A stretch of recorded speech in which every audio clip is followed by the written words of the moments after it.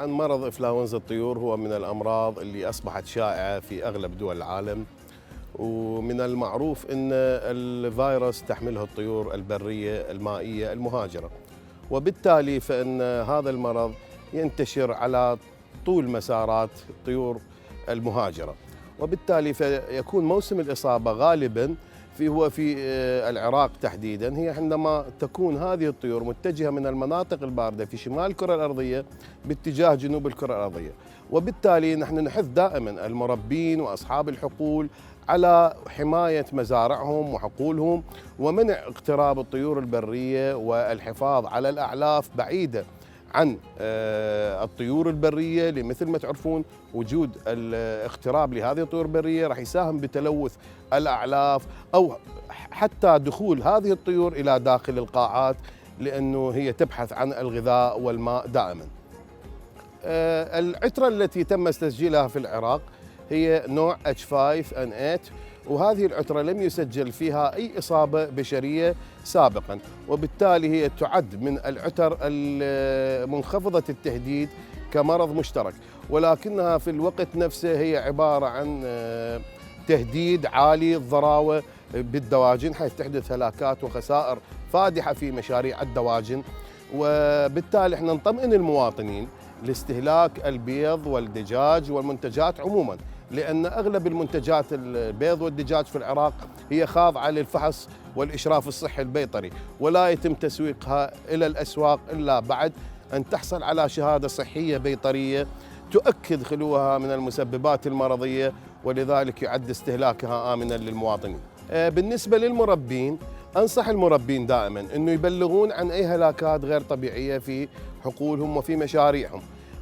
حتى نقدر أولا نحتوي بصورة مبكرة، وثانيا حتى يستفاد من ميزة التعويض الموجودة في قانون الصحة الحيوانية رقم 32 لسنة 2013، لأنه كل ما يبلغ مبكرا حتى تستطيع فرقنا أن تتعامل مع الحقل، وبالتالي حيكون هو في مأمن أنه يستطيع أن يحصل على التعويض مقابل الخسائر اللي لحقت بحقله. ومن الناحية الأخرى فإن إبلاغه المبكر سيحمي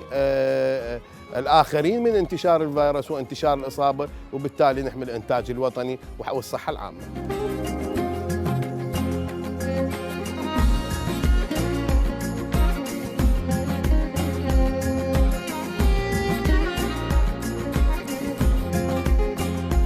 الخطة الاستراتيجية الموضوعة من قبل وزارة الزراعة ودائرة البيطرة للسيطرة على الأمراض الوافدة، ونخص بالذكر إنفلونزا الطيور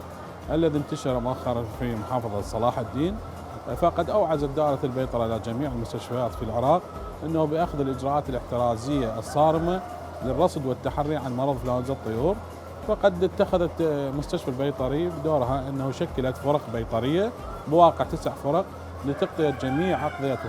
ونواحي محافظة كربلاء المقدسة، وأيضا للسيطرة على الأمراض اللي ممكن تنتقل بين في حقول الدواجن. أخذت على عاتقها هذه الفرق أنه أخذ كل حالات الرصد والتحري على هذه الحقول، أخذ عينات من الحقول وإرسالها إلى قسم المختبرات في دائرة البيطرة، وأيضا التشخيص الموقعي لهذه الدواجن. الحمد لله والشكر لم يتم أنه الكشف عن أي حالة إصابة في محافظة كربلاء المقدسة، وذلك بفضل كثير من الإجراءات، منها أنه تقليل حركة نقل الدواجن بين المحافظات، وأيضا أنه السيطرة على انتقال الدواجن في داخل محافظة كربلاء، وأيضا بوضع الإرشادات والتوعية المربين حول أخذ لكل الإجراءات الاحترازية والصحية والشروط الصحية في حقول الدواجن.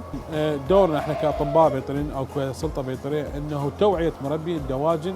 حول أنه لا وجود للقاح في خارج دائرة البيطرة أو المستشفيات البيطرية، أو عدم الترويج لأي لقاح في خارج نطاق دائرة البيطرة أو مستشفى البيطرية، لأن هذه قد تكون هذه اللقاحات غير رصينة وغير مجازة أو غير حاملة أي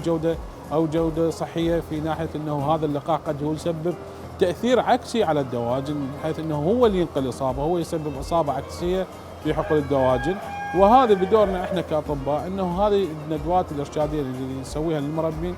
نطرق لهم هذه التفاصيل ممكن أنه يتعاملون مع المستشفيات البيطرية والمستوصفات البيطرية، لأن تحمل علاجات ذات مناشئ رصينة ومن شركات معروفة. لذلك التعاون مع المركز الإرشادي تعاون تام كان اونلاين، زين، عبر الاونلاين او عبر مواقع التواصل الاجتماعي، عبر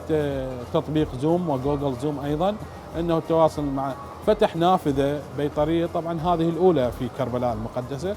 فتح نافذه اسمها برنامج كربلاء الذكيه.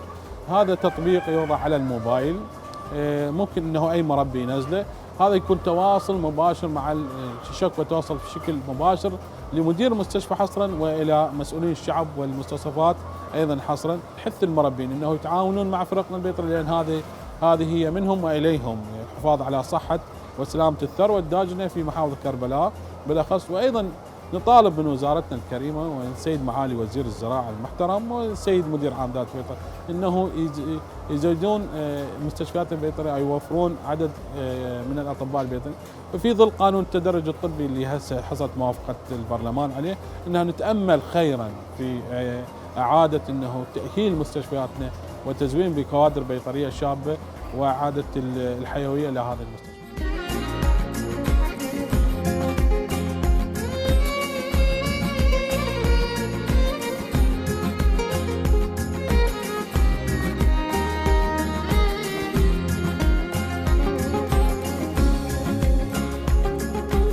تستمر دائرة الإرشاد والتدريب الزراعي بإقامة أنشطة إرشادية مختلفة في القطاع الزراعي، ومن ضمن هذا القطاع الزراعي بشقيه الإنتاج النباتي والحيواني، حيث من ضمن هذه الفعاليات وهذه النشاطات التعاون المشترك مع الدوائر الزراعية المختلفة. ومن ضمن هذه الدوائر الزراعية هي المستشفى البيطري التابع لدائرة البيطرة، حيث تم مشاركتنا مع المستشفى البيطري بإقامة عدة أنشطة إرشادية خاصة بالإنتاج الحيواني، من ضمنها مرض إنفلونزا الطيور. وما اليوم حضورنا إلا إقامة نشاط إرشادي بأحد المشاريع الاستثمارية الموجودة في محافظة كربلاء المقدسة. نحث المزارعين المربين على زيارة المراكز الإرشادية والمزارع الإرشادية التابعة في محافظة كربلاء المقدسة، وكذلك المستشفى البيطري للوقاية من هذه الأمراض، وخاصة مرض إنفلونزا الطيور.